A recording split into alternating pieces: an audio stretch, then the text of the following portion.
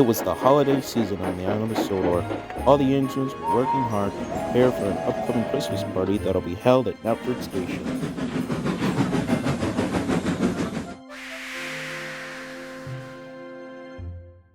One morning, Sir Topham Hatt came to tip the sheds to give the engines their assignments. "Good morning, engines. As you are aware, there will be a big Christmas party at Knapford, so I'll need one of you to collect the supplies from the docks." The engines were excited. They wondered who Sir Topham Hatt would choose for the job.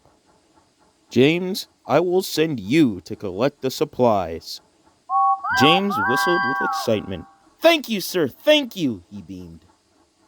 "As for the rest of you, you all have your regular duties," the Fat Controller finished and walked away. "Finally, a job suitable for a splendid engine," James boasted to the others. "Honestly, I thought you would react differently considering you're taking a goods train," exclaimed Thomas. "Though I do dislike goods trains, this one will be filled with splendid decorations instead of coal or other dirty materials."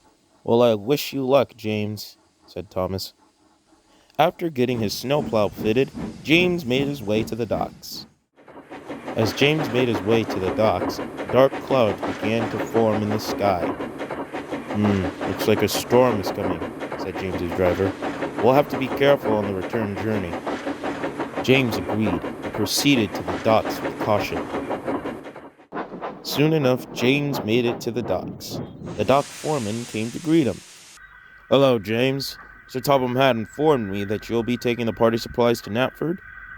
"That's right, sir," said James. "Where can I find it?" "It's on the second siding in the warehouse," said the foreman. James blew his whistle and things and puffed away to collect his train. Once James made it to the warehouse, he was greeted by a long line of trucks filled with presents, tankers filled with hot cocoa, and vans that were filled with food and decorations for the party. "I'm guessing this is the train filled with supplies for the party." "Looks like it," said the driver. "Come on, old boy. Let's get moving before the storm hits." After a few safety checks and a blow of the guard's whistle, James soon began his journey to Knapford.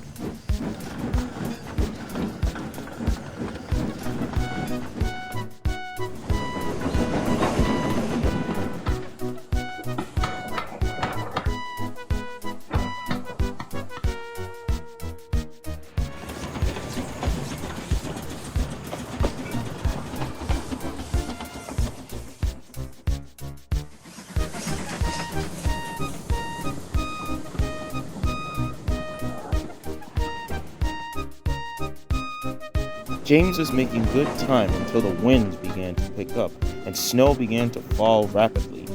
Bigger snowdrifts began to form on the rails.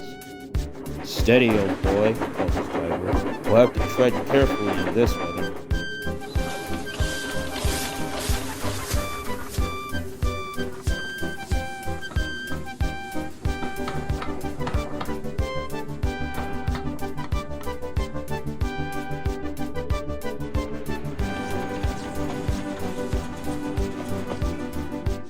As he proceeded, James noticed something glowing up ahead.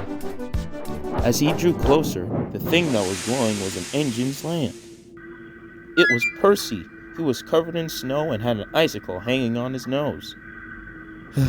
"Hey, James," stuttered Percy. James was surprised. "Percy, what are you doing out here?" "I was making my way to Knapford until I ran out of coal and water." "Where's your crew?" asked James's driver. "They went to go get help, but they haven't come back." Do you think you could help me?" he shivered. James pondered for a moment. He knew that helping Percy would cause him to be delayed, but he also wanted to help his friend. "Of course I'll help," James said proudly. "We can't just leave you out in the cold." Despite the cold, Percy gave a warm smile. "Thank you," he shuddered.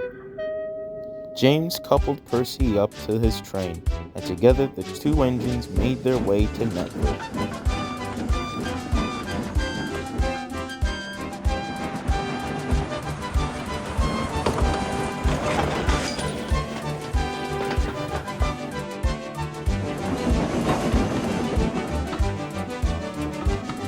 Soon enough, James arrived at Knapford with his train and Percy in tow.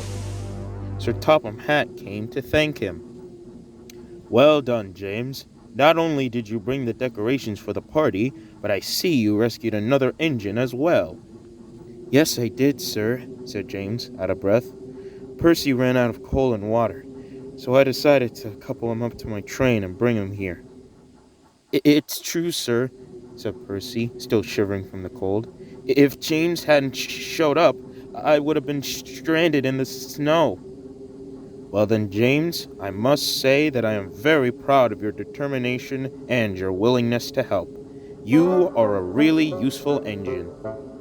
"Thank you, sir," James said proudly. "Three cheers for James!"